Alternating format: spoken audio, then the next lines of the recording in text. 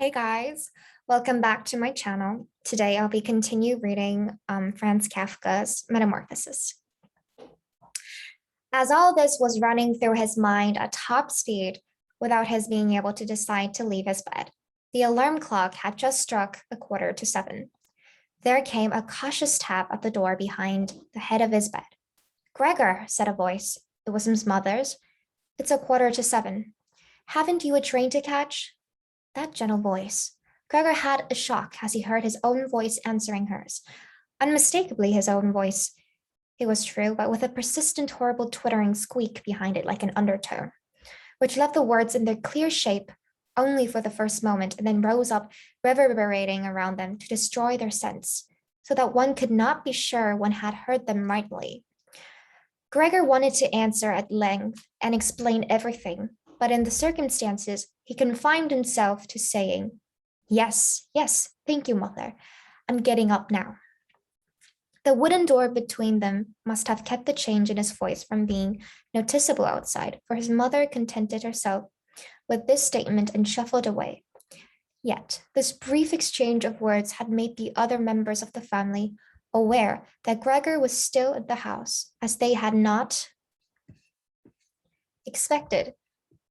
And at one of the side doors, his father was already knocking, gently, yet with his fist. "Gregor, Gregor," he called, "what's the matter with you?" And after a little while, he called again in a deeper voice.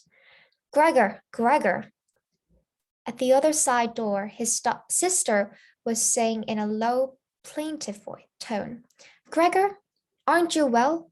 Are you needing anything?" He answered them both at once. "I'm just ready," and did his best to make his voice sound as normal as possible by enunciating the words very clearly and leaving long pauses between them. So his father went back to his breakfast, but his sister whispered, "Gregor, open the door, do." However, he was not thinking of opening the door and felt thankful for the prudent habit he had acquired in traveling of locking all doors during the night, even at home. His immediate intention was to get up quietly without being disturbed, to put on his clothes, and above all, eat his breakfast, and only then consider what else was to be done, since in bed he was well aware his meditations would come to no sensible conclusion.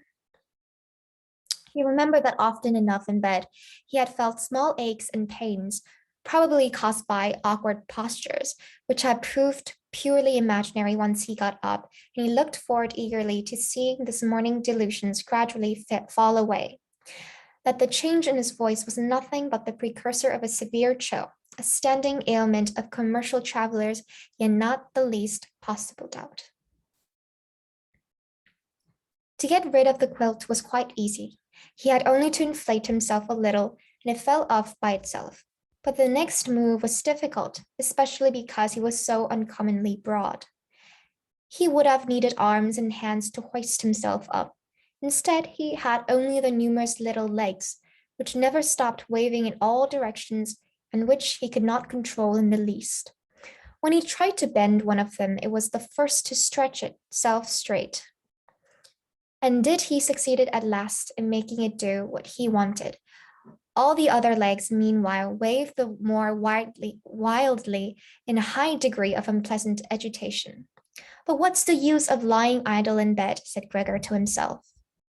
He thought that he might get out of bed with the lower part of his body first.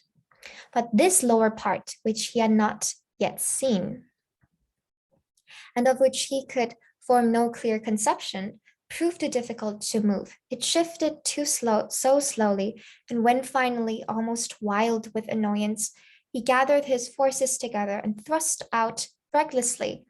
He had miscalculated the direction and bumped heavily against the lower end of the bed, and the stinging pain he felt informed him that precisely this lower part of the body was at the moment probably the most sensitive. So he tried to get the top part of himself out first, and cautiously moved his head toward the edge of the bed. That proved easy enough, and despite its breadth and mass, the bulk of his body at last slowly followed the movement of his head. Still, when he finally got his head free over the edge of the bed, he felt too scared to go on advancing, For after all, if he let himself fall in this way, it would take a miracle to get his head from being injured.